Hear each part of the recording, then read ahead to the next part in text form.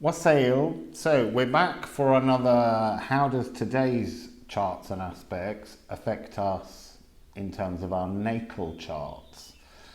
So today we're looking at house Capricorn, and so we need to go back to that doll's house circle that we've been building up. Well, we've just done once with Mars in Gemini. So we're looking at Capricorn. What is Capricorn? Capricorn is obviously an earth sign, and it's the 10th house of the zodiac. So being an earth sign, it's also cardinal. So it's this bursting newness of earth energy, this ability to drive in and change frequencies because it's cardinal, it's inspired. Capricorn's a sea goat. What does a sea goat mean? Is it a creature that's working between the land and water, dealing with two elements? Is there that kind of energy to it? You have to look at how you personally respond to the signs, because that's how you will be reacting to them within your natal. So it's a house of enterprise, ambition, career, achievement, society, government, and often patriarchy. My table is so cold. It's slate mosaic. It's absolutely freezing, and every time I put my arms down on it, it feels like the life's being sucked out of my body. So, who rules Capricorn? Because you need to decorate inside the house, create your mood board. So, it's Saturn. Now, Saturn, as we know, is Chronos. It's time, it's restrictiveness, it's all these very old energies that question everything before you make any change. So it's almost like a sense of traditions. It's also very much that authoritarian desire to control things, to restrict things, as I said just now. So Saturn is the father of Jupiter, and Jupiter is this big expansive planet. And so Saturn is an older generation. So you need to decorate your interior of House Capricorn in terms of how you see Saturn. I'm going to add, though, for Saturn, just a little sideline, which is because of the way we only used to use the planets we could see with the naked eye and assign them to the houses. Some planets have more than one house they're happy in, and Saturn also likes to be in Aquarius, which is where Saturn is right now. So Saturn's in its second home, and that's a much different, changed character for Saturn. Saturn behaves completely differently when in Aquarius, but for a while Saturn has been in its own home, but it's just recently left last year on the 17th of December, just before the Great Mutation. So you need to decorate the house. There's something very traditional, very unmoving, very kind of authoritarian, something very awe-inspiring, something that would make humanity feel small next to the greatness of Saturn in Capricorn. So have a go, cast your Saturn, just so that you've got a vague idea, but then remember you might recast Saturn when we look at Saturn in Aquarius. At the moment you're looking at Capricorn, the house, which is house 10, but it could be a completely different house for you. That's something you have to look at on your chart according to your rising signs, moving your houses around your chart. Have a look at what's in Capricorn in your chart and what, go online, find out what that might mean. Try and find the things that sing to you to give you the clues as to how to read this. Now, who's in Saturn right now? Pluto! Yeah, Pluto. And Pluto spends between like 11 to 30 years with its weird elliptic orbit going through the houses. So for a long while, Pluto, planet of death and rebirth, who's from Scorpio. That's where Pluto likes to be, in Scorpio. Deep, dark, watery emotions to be transformed. So Pluto's been in there for a while, being very tough, very restrictive, and Pluto has been in there with its other big bully boy mates, Saturn and Jupiter, and they left last year. So Pluto's all on its own. And because of the time period, Pluto's already being kind of sucked towards the energy of Aquarius. Now, Pluto rules Scorpio, as I said. And then it goes into detriment in Taurus. Don't worry if you don't understand these words, you can look them up. I'm just giving you some information so that you're given some of the language to use, because the language is very complicated. So that's in detriment in Taurus. It's exalted, Pluto, in Leo, and it falls, and this is the really interesting thing, in Aquarius, where it's heading. So there's something about the frequency cycle of Pluto, who's been in Capricorn for many years now, has already, even though we don't appreciate it, it appreciates that that cycle of that particular energy frequency in Capricorn is about to end. But the point about the planets are they don't fight the inevitable energies, they accept the flow of where they're about to go. So it's moving towards Aquarius. Its energy will change. Its energy, I don't want to say will weaken, because I don't think it's like that. I think a hidden strength resonates out. And it's very odd, because I've just, to do these readings, just the other day, I've put together my Odin deck with the Cosmic Reading deck. And I had to ask the decks first if they minded me doing it, because I was a bit worried they wouldn't like it, but they actually do. Twice, I've asked questions in practice for this about Pluto, and twice the card of unconditional love has come out of Pluto. And both times the first time I was like, wow, that's a bit weird. Second time it came out, I was like, seriously? So anyway, we're going to look at what is going on in Capricorn with Pluto.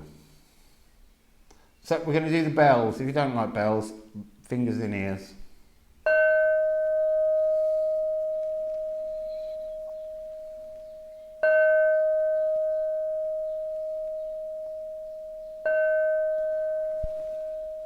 You see, now they were like unconditional love. They were like Neptune wrapping Pluto in a soft blanket of comfort. How bizarre.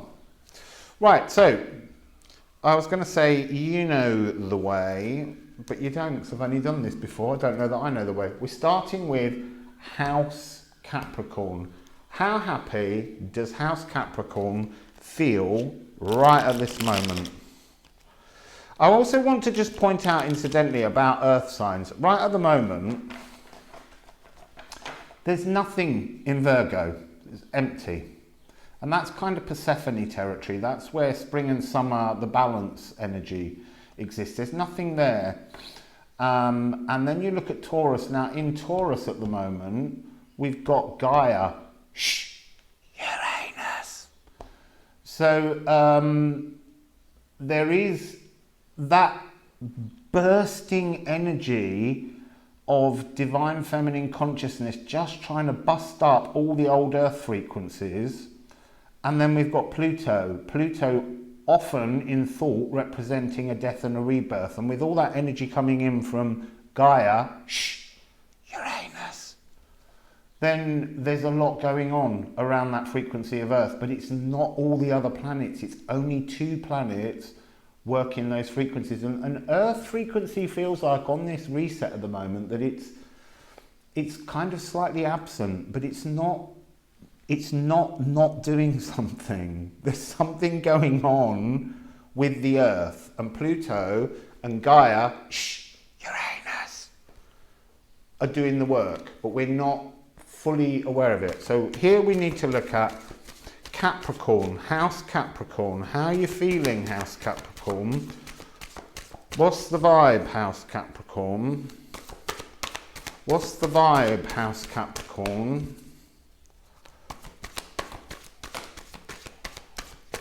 What's the vibe? So we have,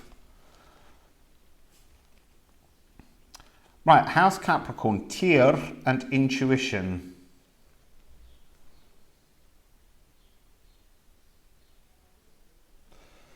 Tear is about inevitable sacrifice. And intuition is to pick something up. The sense I'm getting from these two cards is that the House of Capricorn is completely aware that its additional inflated energy of the last 200 years is now being let go of. There's very much a connection to the movement of the moon and these voids at the moment. I'm getting that energy. And Capricorn is understanding that. It's flowing with this notion that sometimes you have amazing powers and then those powers decrease, but that allows other powers within you that were seen as weaknesses during that reign to become the new strengths. So there's a transformation going on. Let's get the tall toff out. I'm going to rifle them before I accept any cards. So if you see any fall, I'm not taking them. So,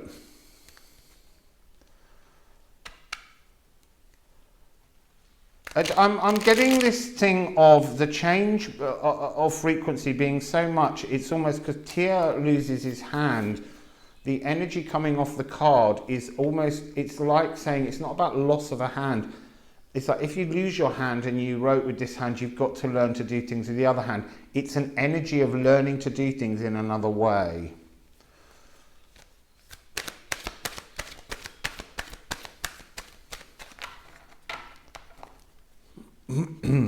So we're going to be asking for a bit more clarification on House Capricorn. They didn't want to go together then. That didn't feel like it was accepting the inevitable change. I still think there's a resistance in Pluto, but this isn't Pluto, this is Capricorn. So Capricorn. Capricorn, please. How is House Capricorn feeling, please? Oh, we've got 3 cards.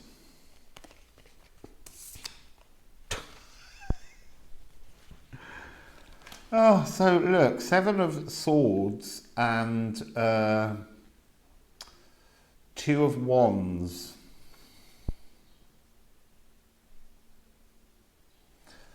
So I'm immediately, because of the, let me rewind.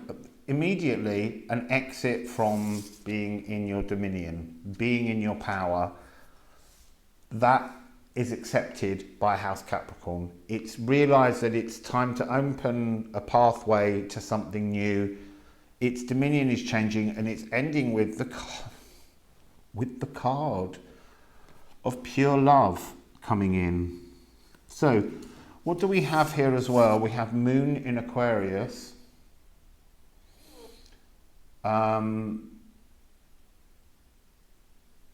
The moon is about to go into Aquarius, or it's in Aquarius today. I haven't checked moon charts today, but there is something about that being an exit. It's also the exit of the stellium, and the stellium tear will remain there as a frequency chord that we're passing through. We've also got Mars in Aries.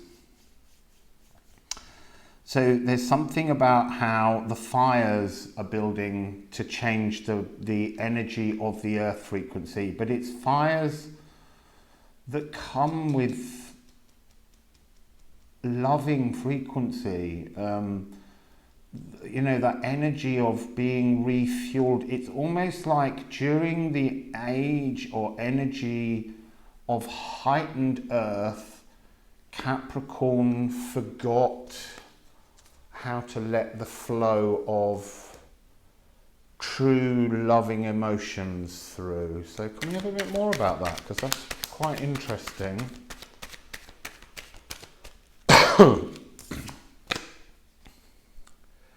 Now look, this card is about a reunion, old emotions. So it's like it's Capricorn returning to an old frequency that it has lost for a long time. And here we have Sun in Scorpio. So maybe the fact that Pluto is here in Capricorn and has been, Pluto's been the guide to help House Capricorn face up to the inevitable change, to this incoming flow of much warmer, loving emotions.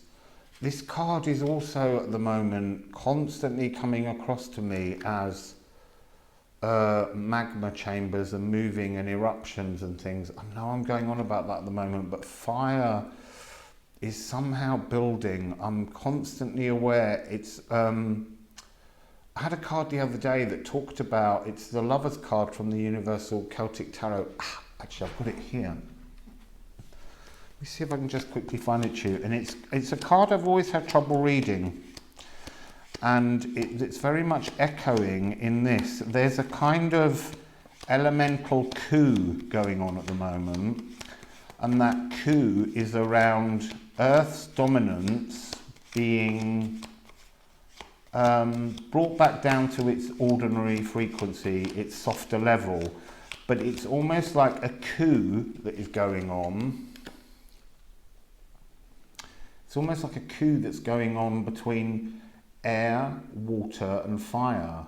Here's Earth in the middle, and he's looking down at the one he married, and she's got a knife and she's representing air. She's going to do the deed behind while he's not looking, because he's focused on the new air energy that's the dominant force, and she's ready for him.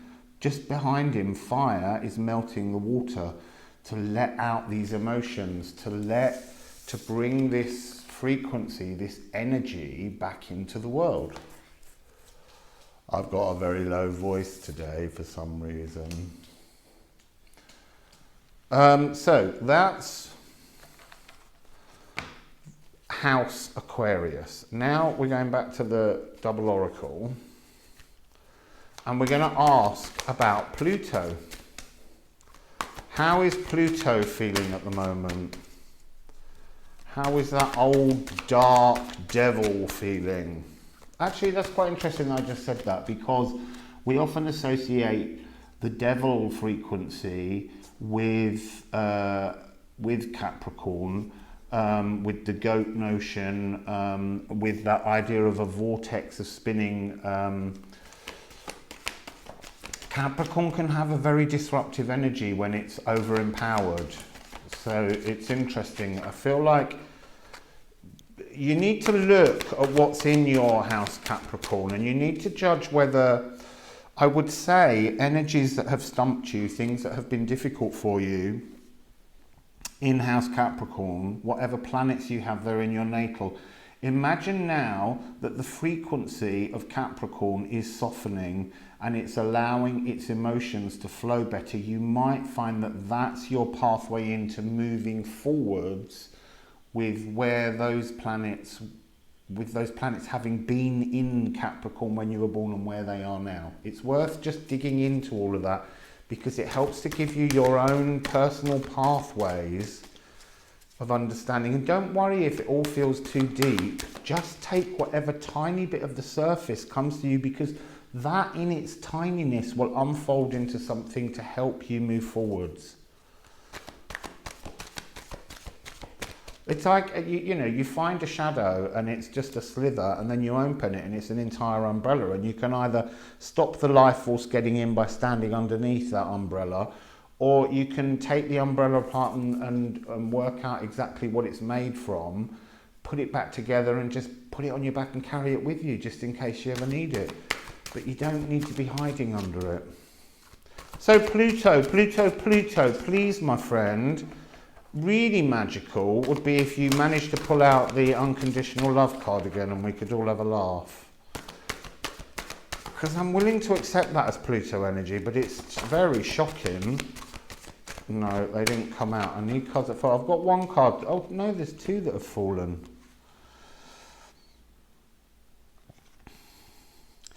So we've got let go golden crown. It is saying just what I just said, let go of the darkness and be re-energized. Allow this energy of Pluto to come down and wire you into the earth in some new form. Golden crown, I want to say the golden crown energy feels like it's linked to Gaia, Uranus, but this really is about Pluto bringing this energy. I'm going to answer some more because it's not fully clear. What's Pluto bringing down through the golden crown? How is Pluto working with the golden crown and why? Why is Pluto bringing that forwards? Why is... Oh no, that's no good. I can't have all of those. Oh God, that's loads and they're all upside down, round, back to front. It's funny, this deck's almost feeling like it's gone a bit shy because it's on camera. It's been doing such beautiful things and now it's not being as clear message-wise. I think it's just trying to force me to work harder.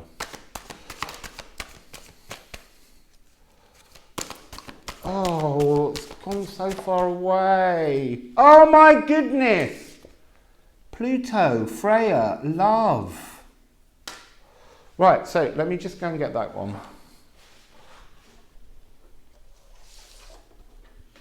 Oh no, look, it's my favourite combination. It's Hel and Freya. Hel and Freya. Oh, but it did come out with, first of all, 2 other cards. See, I thought it was only one. And actually, it's 26 and 27. So it's a natural progression.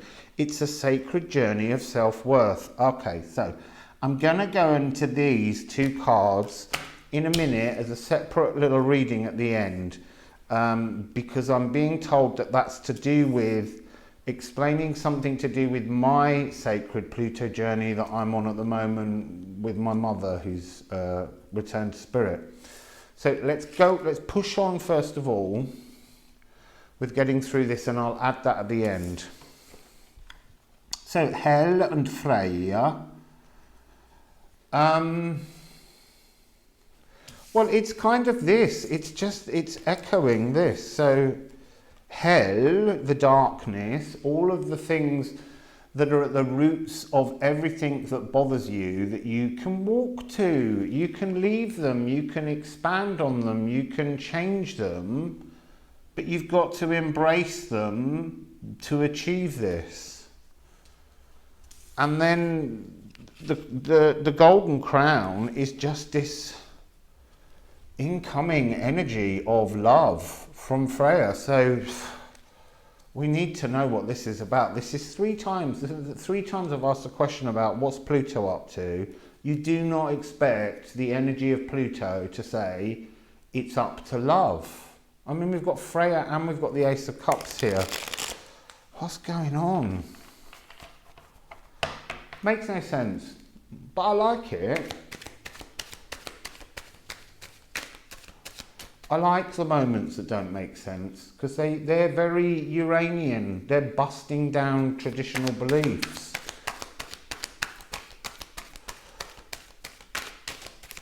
Right, so what's that one? Right, so it fell right on the crown, the golden crown. It's the Prince of Wands. It's inspiration, it's fire, it's like an impassioned download, like a frequency exit point, an entry point to the exit that you made earlier from the house of Capricorn. So we've got that. I'm just going to keep shuffling. Sorry, I can't begin to understand what this is about in many ways, but I'm here with it. So what do we have here? We've got a 5-5. Hierophant, and then the Five of Wands. The Five of Wands is strife, but this is like having victory over strife. This Hierophant is very Taurian energy, but this is taking place now in another earth sign. It's like an epiphany that comes through a sense of a fiery calm, like the clarity. The fiery calm is being brought down by that's odd. No, that doesn't feel right, but that's what they're saying. It's being brought down by clarity, but it's not being brought down by the element of earth. It's being calmed to refuel, to come into a newness and to get stronger. Because then we have, and that's a 10. That's a completion and a new beginning. And the other two cards we have here are the Three of Wands and the Chariot, which is again 3 and 7, 10, a completion and a new beginning. So there's some kind of reset going on internally with Pluto creating a new vision, Pluto shining in a new brightness. It's like Pluto's other energy is hidden. I want to say, oh, there it is. That's why. This is divine masculinity. I was getting that message earlier that it's almost like Pluto's moving from that kind of raw emotional energy to being much more divine masculine frequency. So still not tipping into the balanced energy necessarily yet, which is where I think Saturn is, but very much it's transforming. It's having its own spiritual epiphany, with the inevitability of stepping in the next couple of years into Aquarius, because it takes a while. It's going to go retrograde as well, swim back a bit. And this card is about, for me, in this deck, it's about retuning. It's about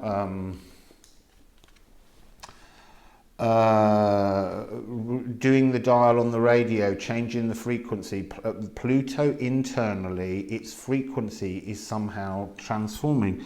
And I've actually got here, I forgot to look at Saturn in Leo, and that's interesting because Saturn is currently in the opposition in Aquarius, and it's kind of king of the swingers. It's holding the party. So there feels like the epiphany, that's this change that's coming upon Pluto, is as it draws ever closer towards Saturn in Aquarius. It's almost like it's getting ready. I know they say it's in fall, but it feels to me more like the fall is the fall of its raw aggression and the rise of its divine emotional frequency. So, the next thing I like to ask is, what's the mischief they can get up to? What mischief? They might not be getting up to any mischief. So there's one that's turned around. What mischief can they get up to? What mischief can they get up to? What mischief can they get up to? Oh, look, it's done it again. Look. What mischief can they get up to? Compassion and unconditional love. That don't make sense. I'm just going with it because that's the third time now this card has come out with Pluto. It makes no sense. This will have to have some kind of follow-up reading for sure. It's making no sense. So what's happening as well? We have Isa, and Odin.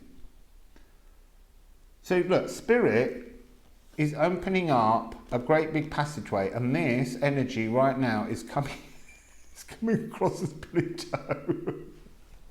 It's coming across as Pluto, hanging on hanging on to all the old stuff. It doesn't want to change things. It's not happy with this new thing. And Odin's coming in with all this wisdom to kind of like talk Pluto into just letting go. Just put it all down. Put everything down, Pluto. We're going in this direction. I'm taking you in a new journey. And Pluto's like... So let's just add some tarot and see what comes. Can you please explain this mischief? Because seriously, I'm going to put this reading out and it just feels like it shouldn't be believed. You can't believe any of this message because it's too off the wall. Come on, what's this mischief they're up to? What's this mischief that Capricorn and Pluto are up to? What's this mischief that Capricorn and Pluto are up to? Come on, show me. Right, so we've got 4 cards. Oh my God. Oh no, 5. There's 2 under there. Oh, that's interesting. So, first 2 up, we've got the 3 of Swords and the Fool. So this is like correcting heartache, correcting pains within the heart center and completely rebirthing them. The abundance that's flowing. I'm getting drawn to this image of coins. I keep being shown coins kind of turning in on themselves and as if they're the earth and all the materials kind of turning over, a bit like they're on a shove halfpenny thing, but it's not so flat. They're kind of turning and churning and all moving into new formats. It's very much the energy. The mischief is to turn everything inwards. Saturn in Libra. It's again, we've got this energy of Saturn. Saturn's leading this symphonic dance at the moment. What else have they got as mischief? Just more air energy. It's so dominated by, this must be the behaviour of both House Capricorn and Pluto energy when air is at its highest frequency and the most dominant. We've got Ninlil, Princess of Swords, she who brings the distortions between the heavens and the earth back together, and then to come into being totally zen of thoughts, totally firing, sparking, creating new thought patterns, creating new lightness, bringing new energies. And then we have the 7 of Wands, which is Mars in Leo. And the 7 of Wands always comes across as being newly impassioned. It's like being reformed, and I always want this to have this energy of on a physical level as well as on a, it's like change the thoughts and the appreciation you have towards your molecules and you will change your frequency somehow. We've got to connect consciousness by doing shadow work, by going in, as they're saying, to pick these up again, by going into your hell space, your darkness, your deepest secrets that you can't face, and turning them into passionate, crown chakra, loving fire. It's a really strong energy. So we're now going to ask what comes of this. What comes of Pluto in Capricorn? What comes of Pluto in Capricorn? What comes of Pluto in Capricorn? It's 1. What comes of Pluto in Capricorn? What comes of Pluto in Capricorn? I mean, there's so much, they're just driving me to look at all the love cards. What comes of Pluto in Capricorn? What comes of Pluto in Capricorn? Oh, it's gone so far away. Be back in a bit.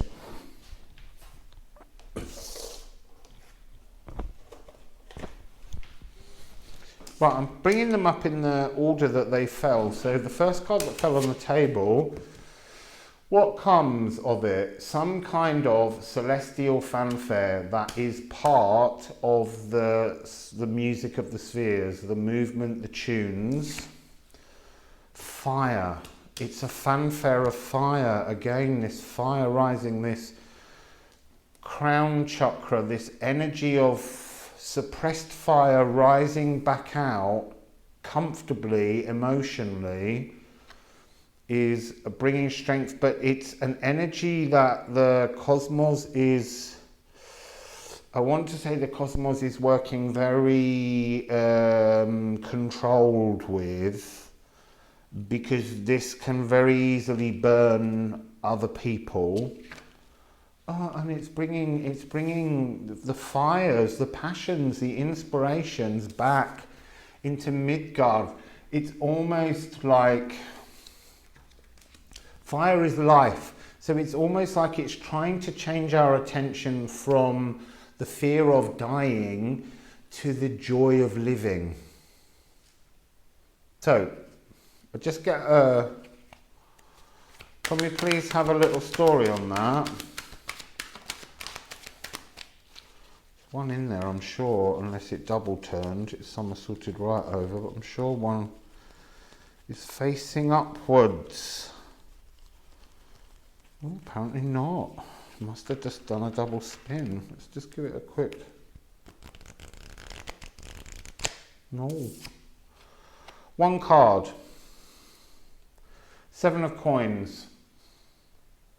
It's the change of the harvest that failed previously, the dark harvest that hasn't been serving us, to change us to the frequency of much greater passionate, fiery, crown chakra, joy for living, while knowing that death is something that will inevitably come always. So, I'm just going to return all of those to the deck. And then I'm going to very quickly go into this sacred journey into self-worth, which is some kind of message about, for those people who are currently going through some kind of grief. And there's a lot of it around at the moment. If you're not going through grief, maybe this message will be to do with your approach to mortality, how it hinders or helps you in your approach to being alive and working on your journey. So let's just get them all back in. Okay, so look, facing mortality or the death of someone very close to you is a sacred pathway. It opens a frequency that cannot exist until that moment in linear physical time. And it is a journey to understand things about your relationship to yourself, that person, the memories that will unfold that you haven't seen or thought of for a long time, how you process and understand those memories now, the freedom that that person now has being in spirit, that transformation of how you consider them, and that all helps to build an understanding of our own place and self-worth in the world we're in. So, can we please have some information about, I don't know that I want that one. It was the vulva, but I hadn't finished the question. I like to have finished it once. Can you please give us some information about this sacred journey to self-worth, walking hand in hand with death and a loved one? Can you please offer some thoughts for people on walking hand in hand with death and a loved one in spirit? I've got one card on the floor.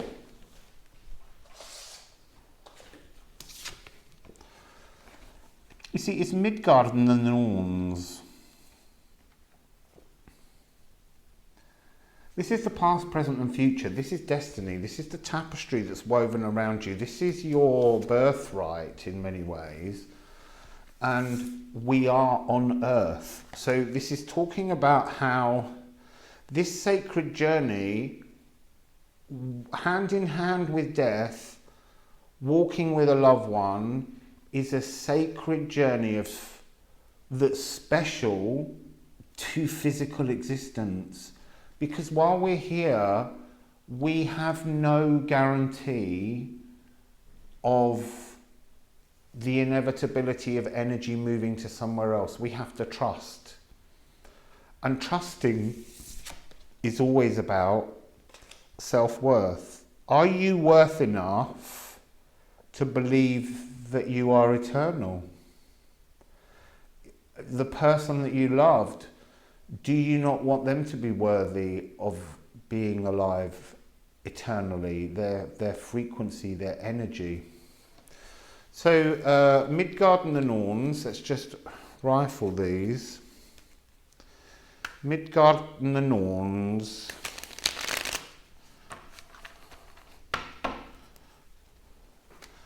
Midgard and the Norns. Midgard and the Norns. Oh. Midgard and the Norns. Midgard and the Norns. There we go. So we've got one that's fallen on Midgard. Oh, the moon. So it's a sacred journey that's behind the veil. It's a mysterious journey. It's something that's a cosmic gift. And so now we have,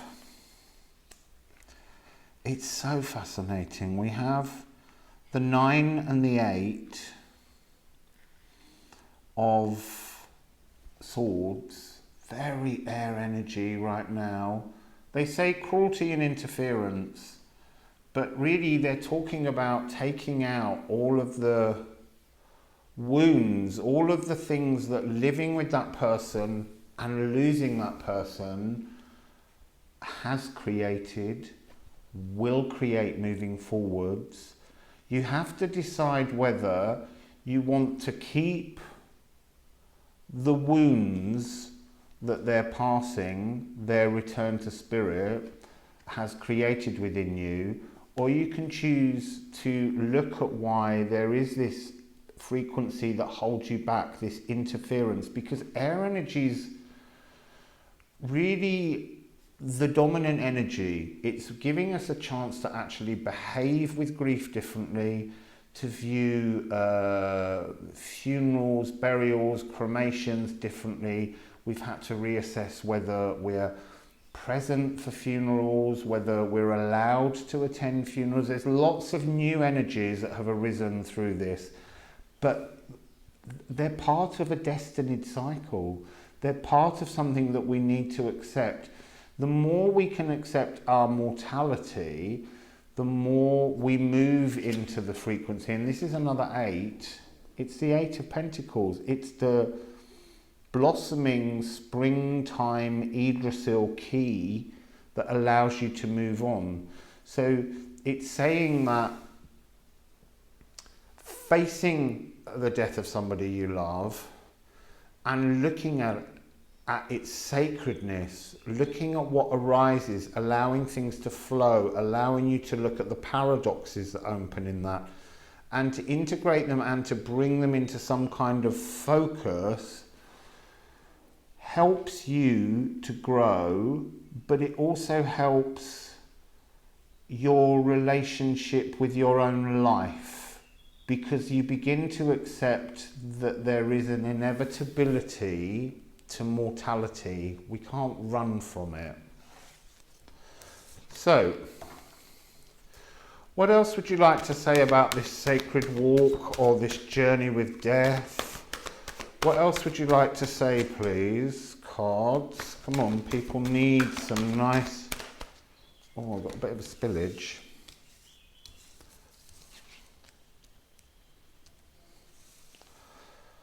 That's interesting.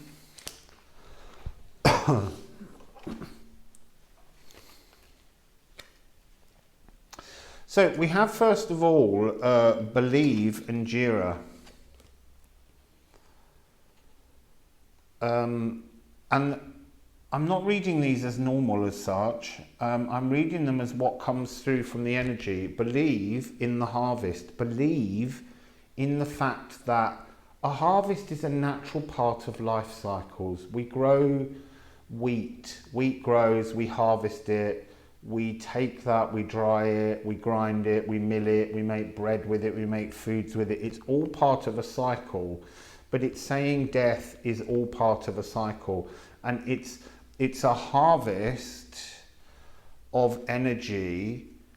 And it's the point of the harvest card is to show that when you cut the wheat or you remove the person's living energy, they then become a harvest frequency. So they become like my mother will become or has become a spiritual energy around me that's way more useful. No, is not the word. What do I want to say? Is way more, not protective either, because that's not it. Obviously there's protection.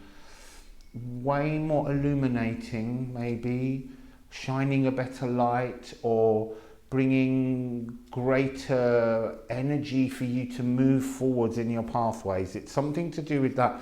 So you have to trust in the natural cycle of death to give it a connection to your own self-worth. So a little bit more, please, about believing in the harvest. Getting a lot of repeating energies. We're getting this. To be Zen of thoughts, to believe in the harvest is to be Zen of thoughts, is to just take it. Look, I'm not saying I haven't, since the process of my mother dying and then the day of her cremation and all of these talking with her and all of these kind of frequencies, they still create tears, they still create emotions, they still create heightened fury about things, but it's about witnessing it ever more day by day with a sense of inevitable calm and embracing the beauty of that exchange. And then we have the Prince of Swords, and this Prince of Swords is coming out, and I'm just hearing in my head over and over again, don't fight it. Do not fight it. Now, I fight it in many ways. I wake up every day and I go, right, you know, I can't keep being in this frequency. I have to get on with some work. I have to find the centered energy to do something. And I'll sit down with the cards and nothing comes, and then I'll start to stress and I'll think, how long can I just keep going on with this pathway? Look, the pathway I'm on is beautiful. It's absolutely lovely. I love it. You know, at the moment, I feel like I could keep walking it for months. It's so beautifully expansive. The energies that I'm connecting to are so incredibly wide and deep and profound.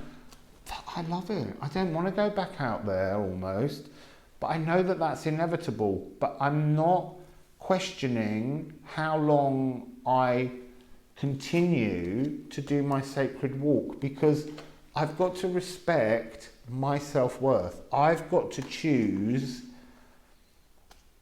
how and when and on what terms I step out of the sacred walk to do other things and step back into the sacred walk. It's not like it's something that's a flash in the pan moment that's come along. So this is very much the fighting, battling, trying to swing, you know, and that not being the best way to deal with grief. It's part of something. We all have to have those moments. But we're trying to flash between swinging around completely out of emotional control and having absolute clarity of mind. I just want to get one more card on that one. Oh, that one came out, went back in, then came out again, and you'll never believe who it is. It's Queen of Swords. So look, we've got... She's just saying you've got to allow that frequency, you've got to run between all of that. That moment where you're absolutely certain, off with their heads, cut everything out, be severe. That moment where you're just like a teenager, swinging, fighting, roaring. And then those moments when you come into complete balance of masculine and feminine thoughts, and you just have a sense of clarity. So the last row that we have is os, thors and gratitude. So the vessel, the portal and gratitude. So the vessel, the molecules, is now empty. It cannot go through the void. The portal, the giant portal back to spirit. This card's never come as a return journey before, but this is what it's coming as now.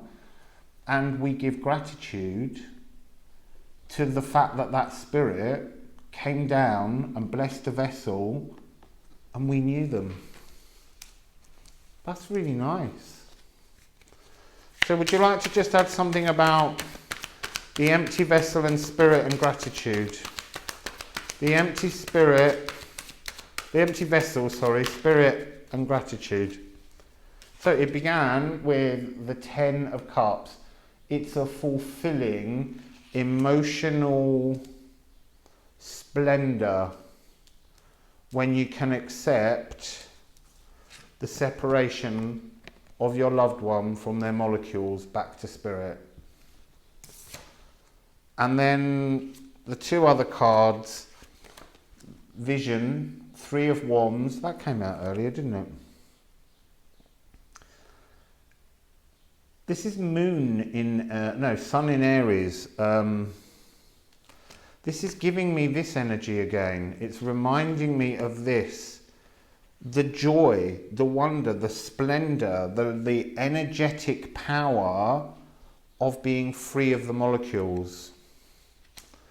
And then we have the Prince of Discs is just coming as a reminder of the splendor of life, the slow moving wonders of life that we don't always see because we've been caught up in much older, distorted energies that have so often made life feel terribly unglittering. And yet the energy of this, with all these pearls of wisdom behind this throne and this chariot, is talking about how every tiny aspect of life that you shared with someone that departed, you can look inside those little tiny moments and find that they all lead to that frequency of just pure, stable, emotional, grateful love. So that's Pluto, and that's the little sacred death walk. So have a beautiful day. I'm going to try and tackle some more work. Still waiting on the Earth workshop to come through for the tarot. It feels like it's getting close, but we don't feel like Earth's energies are out there. But you know, there's plenty to look at in the workshops with the first 4 for the moment. So let's see what gives later. There'll be a new moon one soon as well, because I'm a bit excited about that new moon on the 13th. Anyway, people, it's beautiful, and wassail to you all.